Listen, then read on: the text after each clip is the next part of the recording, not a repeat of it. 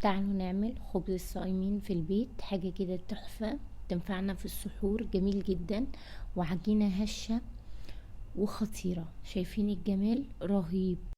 لو اول مرة تشوفوني انا اسمي هدير، ما تنسوش اللايك والشير لو عجبكم الفيديو. شايفين تحفة. يلا بينا نبدأ في المكونات. اول حاجة معايا 5 كوبايات من الدقيق،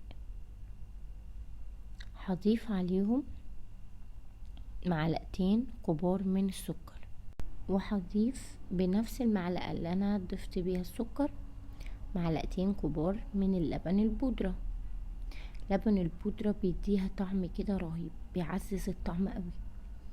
ومعلقة كبيرة من الخميرة، وهضيف معلقة او نص معلقة صغيرة من البيكنج بودر، ما مليتش المعلقة قوي، هتشوفوها دلوقتي، اللي هي نص معلقة من البيكنج بودر. بعد كده هقلب المكونات دي كلها مع بعض كويس جدا، علشان انا مش عايزاهم يبقوا ظاهرين معايا. كوباية سمنة على زيت، نص سمنة ونص زيت، هنزلها كلها بالشكل ده، وهحاول ان انا اخلطهم بحيث ان هما يبقوا شبه رملة البحر. بعد كده هنزل بكوباية من اللبن الرايب. انا الكمية دي اخدت معايا العجن 2 كوبايتين من اللبن الرايب، لكل دقيق مختلف عن التاني. سبتها بقى تتخمر، وبعدين بقى هنا بقى بدأت ان انا اعملها رول واقطعها بالشكل ده. طبعا صغير او كبير ده يرجع لك، لو عايزاه اكبر الكمية هتقل، عايزاه الحجم اللي انا عاملاه الكمية هتبقى بالشكل باين عندكم في الفيديو. طبعا كورناهم هنغطيهم علشان ما ينشفوش ويعملوا معايا قشرة. اول واحدة انا كورتها هي اول واحدة اللي انا هشتغل فيها.